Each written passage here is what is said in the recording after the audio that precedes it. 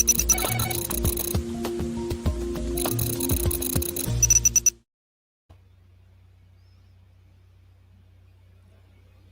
it's Lou, and welcome aboard to our Street Smart Friday opportunity for you to ask questions. I wanted to start off today. All the time people are saying, "Yeah, baby, is the market crashing?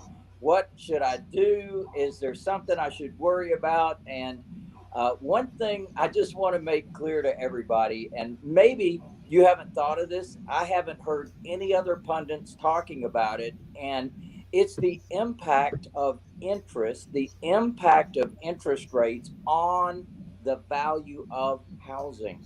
And one of the things that I've learned over the years is whenever interest rates are low, the price of houses go up.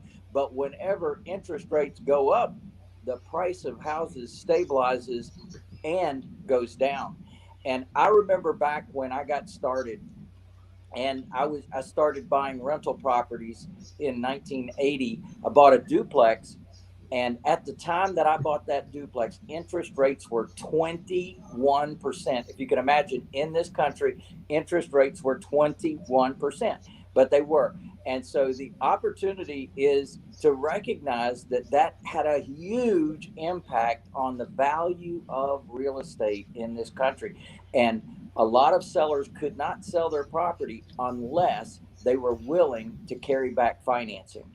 And that was a big deal. And it really taught me some valuable lessons about the opportunity to have sellers be the bank. And so early on, I learned that the seller could be the bank, which, as many of you know, is one of my favorite sayings. The seller is the bank. I love, love, love it. Love teaching it. Love knowing that other people can realize that. And by the way, the seller can realize it too, because the seller gets benefits from being the bank as well. They get income, whether it's annual income, semi-annual, quarterly, or monthly income. They get the original down payment, if there is any, and they get now an income stream that helps to subsidize their lives. So there's definite value to sellers, and there's definite value to us when we don't have to go to banks and we don't have to qualify for loans. And we're not so subject to what interest rates can do to impact our lives.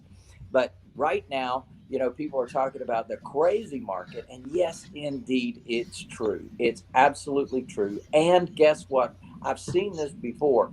Now, I'm going into my fifth real estate cycle. So as we look at this, we also reflect back on the fact that this is absolutely what's happened in the past. And I would just refer to one of them. And then the last one, back in 2007, I think everybody remembers how prices were going crazy. They were going up. Well, that was also impacted by government policy. And that policy was making it so easy for people to qualify for loans. So while the interest rates were higher then, and average 6%, 6, 7% back then, well, what happened was, because they made it so plentiful for so many people to be able to qualify for loans, they made it easy. And as a result, there was more demand. When they created that demand, then what happened? Prices went up. And right now we're seeing exactly the same scenario, except this time we're seeing low interest rates creating demand. And on top of that, what we're seeing is a shortage of housing. So typically there's about 1 million houses built every year in this country. And what happened was that went way down to about 400, 450,000 during a period of time. So that means the economy right now is about 4 million houses short of a load, short of a normal market. So right now we've got this normal marketplace that's not normal at all. It's abnormal. We've got the baby boomers have now risen to an age that they're getting into buying houses. We're seeing younger people with good jobs and good incomes wanting to buy houses. So we're seeing that impact in the economy right now and the impact in the prices of houses. So people ask me, are houses too expensive right now? Well, expensive is relative. It's relative to use. If you're going to use the property, then the price of the house is relative to your personal use and benefit of it. And of course, one of the benefits of owning property is the fact that you get the tax write-offs. So the tax benefits are a piece of the puzzle. And if you are going to get those benefits, then the price of the home is not as important as the use of the home and the other benefits that you can get from it. So I just encourage you to kind of step back, breathe for a minute, and know that there are houses available out there. We've bought houses all through this, and we're buying them right and we're buying them cheap. So, in other words, we're not paying too much for the properties, and that's one thing to be careful of, is not paying too much in an inflated marketplace. So another way of looking at it is, what if interest rates were, say, 5.5%? Well, take a look at that as a price point. So in other words, what's the payment now that someone can afford at, say, 3.25%, 3.25% versus 5.5%? Let's say that everything stays the same. In other words, that someone can afford that same payment, whether interest rates are 3.5% or whether they're 5.5, 3.25% rather, versus 5.5%. Well, what you're going to find is the price point that they can buy at is significantly what less at 5.5 than it is at 3.25. So when you see these price points on homes, just know that it's the payment that really drives the train. It's the payment that the person can afford. So one of the things we talk about as certified affordable housing providers is that we teach that you always look at the customer's income to determine what they can afford. So income is a very big part and a very important part of your customer being successful, and your customer's success results in your success. So we always want to set ourselves up for success. We want to set our customers up for success. So looking at their income, looking at what they can afford is a big point. Now, based upon what they can afford, you also can price your homes accordingly. So price point is a factor of what your customer is actually paying on a monthly basis. So as you look at your overall market, as you look at your overall opportunities, that's definitely something to take into account. What would happen, say, next year if interest rates, now currently the feds have said that they're going to keep interest rates the same for a year. We shall see, because they say one thing, they do another. So I don't know if they're actually going to do that, but I suspect they will. Now, what's going to happen is, as this economy heats up, and it is heating up, well, part of it is heating up because of government spending, incredible government spending. I mean, you don't spend $1 trillion and then another trillion and then another 1.9 trillion. And then they're talking about some more trillions to come behind this. You don't spend all that. You don't put all that money into the economy without having it cause an impact. And the impact is going to be that it's going to heat up the economy. Well, typically a heated up economy means that there's less supply when there's demand, and that drives prices up. So inflation is a factor that we're going to have to take into account, and we shall see what that does to cause the feds to stimulate to suppress the economy simply by the increase of interest. So again, I'm back to that interest conversation. Interest is a big deal, and it's something that you absolutely have to take into account as you look forward in your own crystal ball of what's going to happen in your local market. All right, Scott, do we have any questions? We have no questions right now. All right, so I'm inviting all of you to ask any questions you want to on this Street Smart Friday opportunity. Definitely, you got Lou, over 40 years of experience buying, holding, and selling property, right? Buying, holding and selling property. So whether it be how to buy right, how to buy cheap, or how to manage your properties the right way. And when you are managing your properties, what happens is you maximize your income. You create as little vacancy as possible. If you have vacancy, you already have a customer to go into that property. And when you have your customers move into that property, you serve them in multiple ways. When you serve your customers, there's more income streams to you, and that's proper service of your customer and proper maintenance and management of your business, because we are a cash flow business. So cash flow absolutely matters. And cash flow is a big part of being successful in the street smart way. So definitely we want you to always have the right cash flow. Now, selling that property is another piece of the puzzle. If you already have your customer for buying the property already living in the home, and you are acting as the bank or potentially acting as the bank, that's another piece of the puzzle to help you maximize your profits. Why? Because there is a thing called cost to sell. It's a real thing. When you go to sell property, you have these expenses. Well, what can happen is, if you've already got a customer, all that cost to sell becomes profit to you.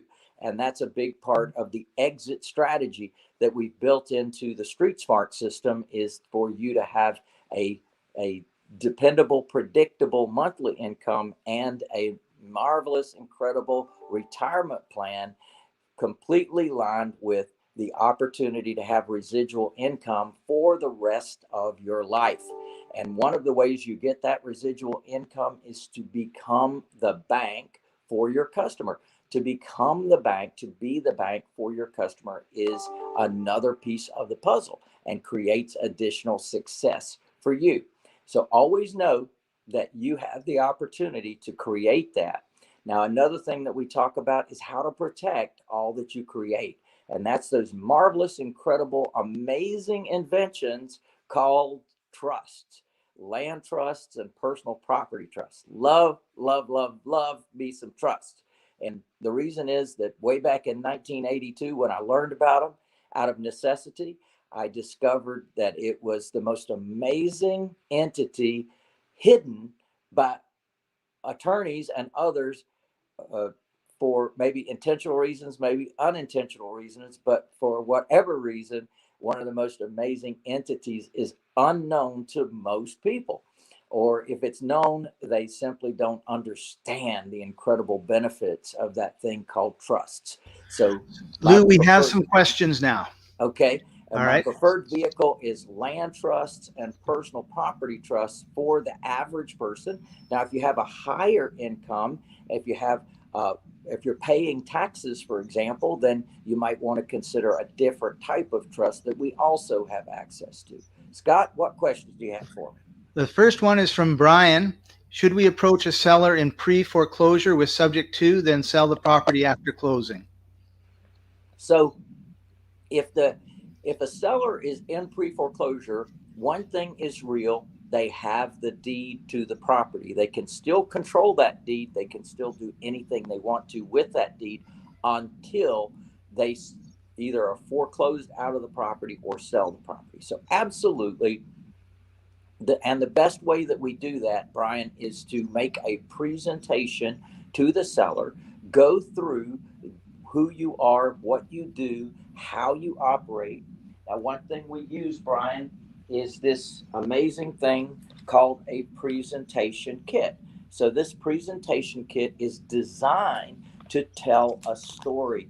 And what I've found is that sellers need to understand who you are and what you do and how you operate and how you can help and how you're different than everybody else, and start to educate them on what's called the cost to sell and the types of offers that you can make, and people that you've helped in the past to solve their problems, and how you can help this seller to solve their problems. So, Brian, creating a foundation of your conversation is a key piece to first offering that idea of taking over the seller's loan, because that seller has a loan, it is in their name, and there is the opportunity to take over those payments. Now, what's in it for the seller? Well, if they're in pre-foreclosure, that means they're not making payments. Now, what could happen is you come along and reinstate that loan, you make those back payments, and then you start making payments on time. Well, what does that do for the seller? That helps the seller, doesn't it? It helps the seller to restore their credit. It helps the seller to get back on their feet. If they were in uncharted territory and negative territory, so to speak, with their income and finances, now you have given them a leg up and a helping hand to be able to get stabilized again. So what you bring to the table is true value for that seller. And Brian, I'm going to say that it's very important that you present that in the right way. And that when you agree to take over their payments, you absolutely, positively, for sure and for certain, make sure that you make those payments if you agreed to. If you agreed to make those payments, by golly, you got to make sure that you make those payments. And what does that do for the seller? It helps them, it does not hurt them. So he follows up with, is the seller at any risk if the deal falls through, running out of time and they get foreclosed? We're trying to help them after all. Oh, absolutely, they're at risk. Once that property is foreclosed, then that's going to show up on their credit report for the next 10 years. So that is a huge impact on their ability to qualify for any kind of financing, but particularly for mortgage financing. What mortgage lender wants to quickly lend to somebody that's been in foreclosure and has already lost a property? In other words, impacted another lender and caused that lender potential harm and cost. So absolutely, they have a negative impact that could follow them for a long period of time. So you coming in and helping them out, but make sure of your numbers, make sure that you understand what you're getting yourself into, make sure that you can make those payments. And Becky has a great question, and you'll probably have to tell everybody what all the letters mean. Can we add buyers to the PTHO if we aren't yet in cap? Yes, absolutely. Becky, thank you for the question. PTHO means Path to Home Ownership. Now, Path to Home Ownership is the program that we offer in our marketplace. So, each of my certified affordable housing providers offer this in their local markets. And that market could be as small as within 5 miles of where you live. I mean, you don't have to have the whole state, you don't have to be working the whole nation. You literally can have a business within 5 miles of where you live. But here's what happens with those. So those become referrals to the path to ownership.com. The path to ownership.com is the national website. So Becky, you can refer people into the path to ownership, and right at the bottom it says who referred you, and then there's a box where you can put in additional questions, and write in the additional questions or additional comments, you can put your name as referring that person. So you can get credit for that person and you can earn a referral fee on them. Wonderful. So we've got, it's kind of a long question from Kevin at Enjoy Free Power Now. We have a market with a multitude of short term rentals, STR, and now the local governments are beginning to ban these STRs. This is driving prices up to unreasonable levels. How do you see the fallout of local governments banning STRs? By the I way, my name is Kevin. and it's Kevin. Kevin, I see it as a threat. And one of the things I teach in my classes is a SWOT analysis of every investment that you make. Now, what I mean by SWOT analysis: strengths, weaknesses, opportunities, and threats. And absolutely, government is a threat when it comes to these short term rentals. Now, as a hotelier myself, having built a hotel from scratch and currently owning a motel in Texas, I can tell you that it impacts those businesses that have spent millions of dollars building those buildings and complying with government regulations to suddenly have homeowners come in and start renting out rooms and for half price. So it really is an impact, and I'm on both sides of that coin. I've used the Airbnb and VRBO and things like that, so I know the benefits of using them. But the other side of that is the impact to the business owners in your local market. So some have the ear of government people, the city council, the county commission. And when those people make a decision, it definitely can impact your future. So the first thing I would do is find out what's on the horizon. Find out if that's something that is being considered by local government before you buy those homes. Now, in some areas, people have been able to push back. They've been able to sue the local government, saying, "Look, this is my livelihood. This is my own personal residence, and I'm renting out a room in my own personal residence."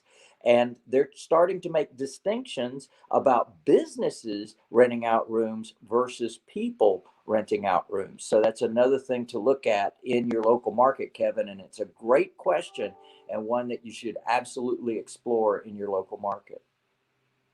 And one of the things that you always teach, Lou, is go out into your local community, get to know the mayor, get to know the city councilors, get to know the city manager, the sheriff, like everybody, so that when these things come up, you have their ear already and you can tell them your side of the story. 100%, Scott. Thank you for bringing that up.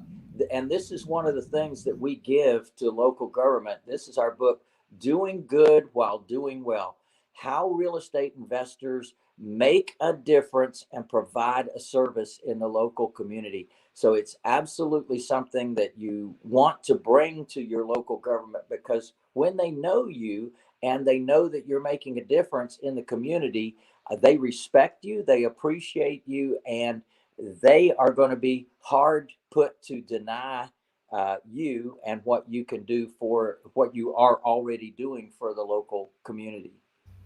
And Jeff Carroll has a long question. It's a good one. I'm struggling with lease option from seller and then lease option to tenant buyer. Concerned about how to deliver, I'm assuming that's fees, if seller dies, bankrupt, probate, disappears, etc.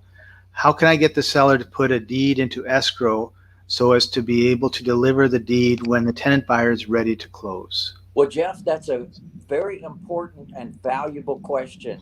Listen, you always, always, always have to protect your buyer, the person who's optioning to buy that property from you. You have to be in a position to deliver that deed to them when the time is right. So you have to set yourself up for success. And that means you cannot take no for an answer from your seller. Your seller must, and indeed, I will not do the deal unless the seller is willing to place the deed in escrow with escrow instructions. Now, Jeff, what that means is that when you do what you said you would do according to the terms of that option agreement, then you get your deed. There is no further discussion about it. So you must negotiate those things. And Jeff, I know you're street smart. You probably have volume 9 lease options. In volume 9, there's escrow instructions. You want to go back to your seller and you want to say to your seller, "Hey, listen, I couldn't sleep last night. I was really concerned. I thought about it. What if something happens to you and I've made a promise to someone else and I can't deliver on my promise because I've got to wait for your entire estate to get probated?" And the Lord knows when our next minute is, and we don't know if we're promised that next minute or not. We don't know what might happen. So, therefore, I'm asking you politely, please, I want you to put your property, put the deed in escrow. And in fact, I want to ask you to do one more thing. I want to ask you to put your property in trust and put the beneficial interest in escrow. And that means if you get sued, then I'm protected. If you get into a divorce, I'm protected. If you die, I'm protected, because all of those things are already handled in number one, putting the property in trust, and number two, taking that beneficial interest and putting it in escrow with escrow instructions. Great question, Jeff. All Now, right. this is where coaching comes in, Jeff, because those are key elements that when you have the support of a coach, you can ask those questions ongoingly. You can have your situation reviewed to make sure that you've dotted your I's and crossed your T's, and you're having it looked at from an investor's point of view, not just a legal point of view. Wonderful. Tony has a great question. What's your suggestion for getting started with only a little money? Tony, that's a fantastic question, and one that's very important, because what I discovered is that you can do this business with little to no money, literally. And what I mean, my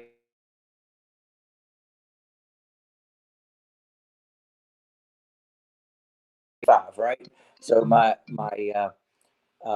seller presentation kit is something that doesn't cost much money, but definitely gives you a tool to work with. And what you can do is literally just go and knock on doors.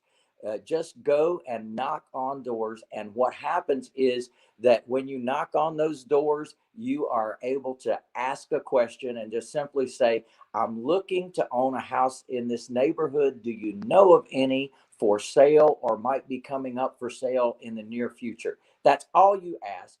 And they'll either say, yes, what about mine? And now you can get in, and you might be the only bidder at the auction that day, where you can come in and negotiate a deal with them and have your trusty seller presentation kit always with you, so you can do your cost to sell worksheet while you're with them. But definitely that's an opportunity. These are fantastic questions, Tony, and thank you for that question, because definitely you can do this business with little to no money. And it's a matter of finding opportunities. The bottom line is opportunities. And there's sellers that definitely need to sell, and they don't want to go through the pain and suffering of listing, getting ready for sale, and all the stuff that a real estate agent makes them do. And then there's buyers that have less than perfect credit that would love to have the opportunity to come in and be served by you, and having the opportunity to someday own a home. Great question, Tony. This brings up that I'm going to have an upcoming event. It's called Wealth Builder Workshop. Scott, do you have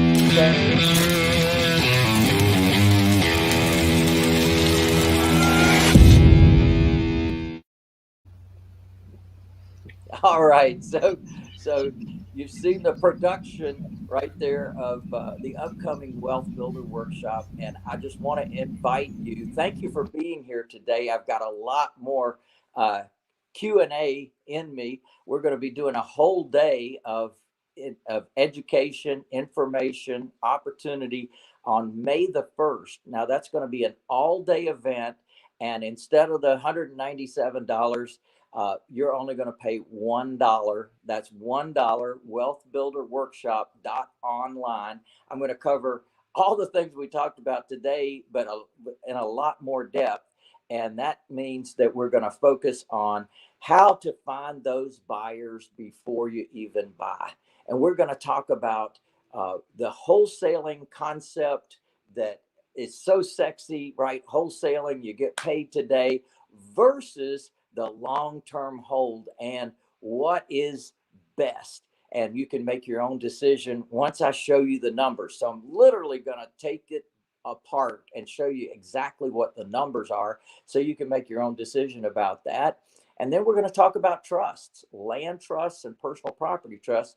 And I'm going to teach you about the 30 different benefits of trust that you cannot get with any other entity. Not a corporation, not an LLC, not a limited partnership. There are huge benefits when you know about trusts. So I'm going to teach you those on that one day.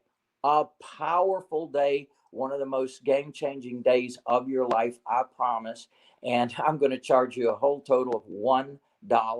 You can go to wealthbuilderworkshop.online, wealthbuilderworkshop.online now, not .com, .online. When you go there, it's going to give you the opportunity to go ahead and register.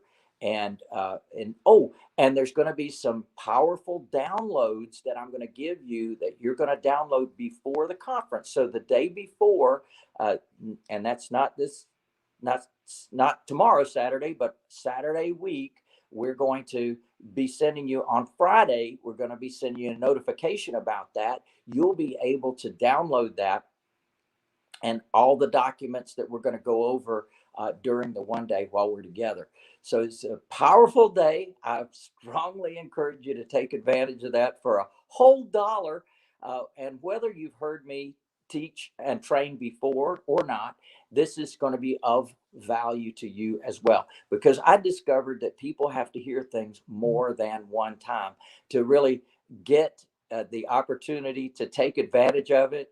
They have to hear it more than one time. So I just wanted to encourage you to definitely get on board, stay on board for the whole day. We're going to start at 10 o'clock a.m. Eastern time, and we're going to go to about 6 o'clock p.m. Eastern time. We're also going to stay around for a happy hour after that. So you can even join us in advance and chat with the other folks that are there. It's about networking as well and connecting with other investors. So I wanted to give you that opportunity to get on board and have a great day of education next Saturday, May the 1st.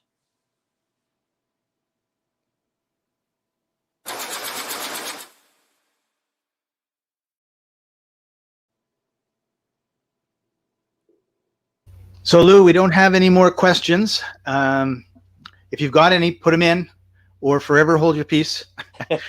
Bring them next May 1st. Bring them next Saturday, a week Saturday. But one question that I had is, when do you is it a good time to start investing in real estate if someone hasn't been doing it before? You know, we've got low supplies, high prices going up. You know, Scott, that's a great question, and one that has been posed to me for over 40 years. Not just today. Not just today. This is not a new question for sure. People always want to know, is this the right time to get in this business? And I say it's always the right time when there's an opportunity. So opportunities exist in strange and unique ways. You know, an investor thinks like a seller only wants the top dollar, the most they can possibly get for their home. And what I discovered is that is simply not true. That many times sellers are only looking for what they need that day. They may just need rid of this property. They may need rid of the headache, of the concern, of the fear that this property represents to them. And whether that is a real or imagined concern or fear, they have that fear. And when you purchase that property from them, it's like lifting a 5,000-pound anchor off of their shoulders. So they love you, love you, love you for that. And let me emphasize that it's not always about the money. So they just want rid of the problem. I've watched and received the benefit of people paying me to buy their property. I've had the benefit of people just deeding the property to me for $10. Yes, $10. So certainly it would be a great time to be in this business if you only pay $10 for a property, wouldn't it be? But here is the answer. It's all about opportunity, and we create opportunities by talking to people and discovering what problem they have and what solution we can bring to the table. So all about learning those 37 different ways that I teach as the way to negotiate and create a transaction to solve a seller's problem. That's what it's about. So just I encourage you to get on board, stay on board, get educated, because I always say you're going to pay for it one way or another. You're always going to pay for the education, whether you have to go through real life experiences, learning things that you wish you had actually learned, that you didn't have to go through the pain and suffering to learn those things. Is a strong encouragement that I have for people, because I know that there are shortcuts to success in this business. And with the right education, guidance, support, that you can absolutely have success in this business. And we've helped, oh my gosh, thousands of people to be able to be successful in real estate. Love to have you on board. Love to give you that opportunity. That's why I'm going to give you a whole day sample of me for only $1 at the wealthbuilderworkshop.online. Wealthbuilderworkshop.online, a whole dollar, a whole day of Lou, and then you can decide whether it's of value to you or not. Awesome.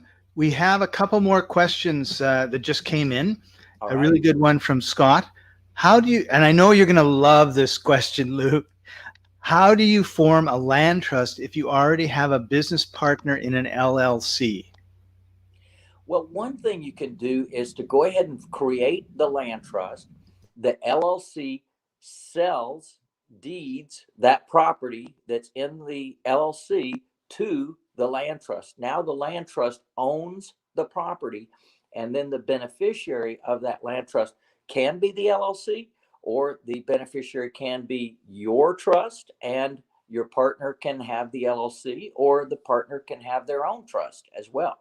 So definitely having the privacy, the protection, the probate avoidance, and the profits that can come from putting your property into trust is a good idea, even if the property is already owned by an LLC. Wonderful. Jeff asks, sounds like he's going to need some coaching. I am 0 and 14 in attempts to find an attorney who will do creative financing closings and represent me here in socialist Washington State. So I guess he lives near Seattle. Ideas, thanks, Jeff. Well, Jeff, that's one of the great things when you're part of our network, and you are. And we do have people up there that are successfully doing deals exactly as I'm describing. So the only problem is you didn't reach out to your coach and ask that question, because we can ask that question of other licensees up there, and we can go ahead and get you connected with attorneys that have absolutely no problem with creative financing, and it's done all the time in your backyard. And Peter has a very important question. Do you plan to be in Orlando in the near future? Well, that's a good question. I haven't been asked lately, but I would be glad to come to Orlando at any time. Any excuse will do. so, yeah, I haven't got any current plans to come to Orlando. We did an event in Dallas in February, and so that means next January we'll be doing an event in Orlando. I know we'll be doing one next January in Orlando, but that's all I know about right now.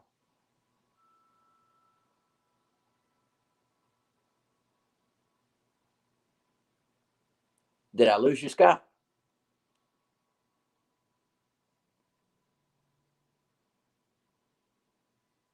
I think I lost you, Scott. It says you're in the show.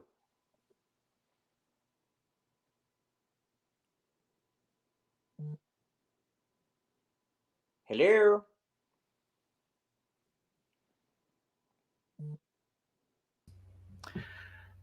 Sorry, Lou, I disappeared for a second. We have one more question from Alexander. How to pay for session next week, but it doesn't seem to be processing. Trying to pay. Trying to get into WBW, but it doesn't seem to be processing the payment. Well, I don't know why, because I've seen the $1 coming through a lot. So maybe there's a mismatch of the address on your credit card. If you've got an address that credit card is related to, and you're putting in a different address, maybe that's what the issue is. And you can always call our office, 1-800-578-8580. That's 1-800-578-8580. We'll be more than happy to process that for you.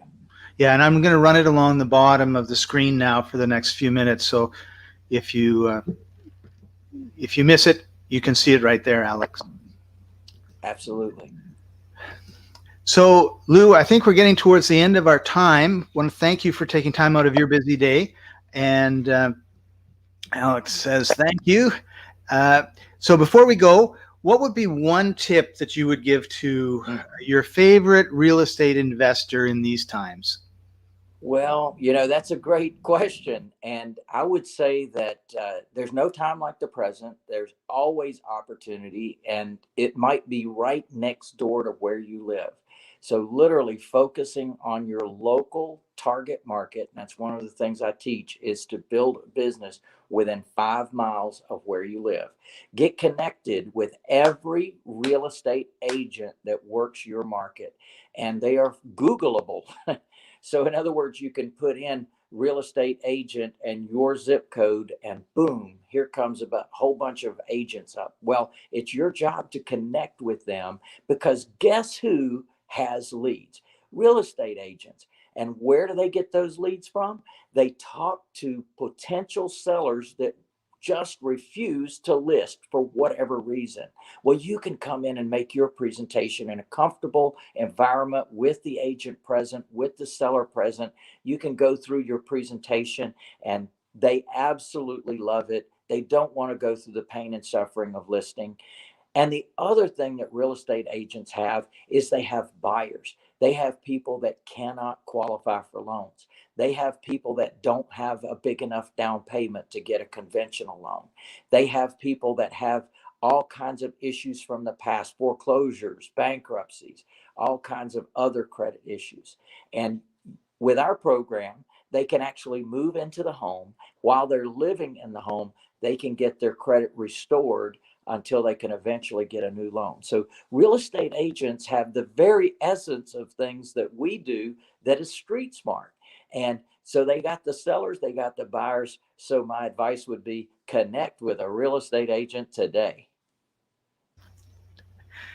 Thanks, Lou. Thank you for joining us, everybody, and we'll see you next week. All Bye bye. right. Fantastic. Yeah, baby. See you soon. See you next Saturday.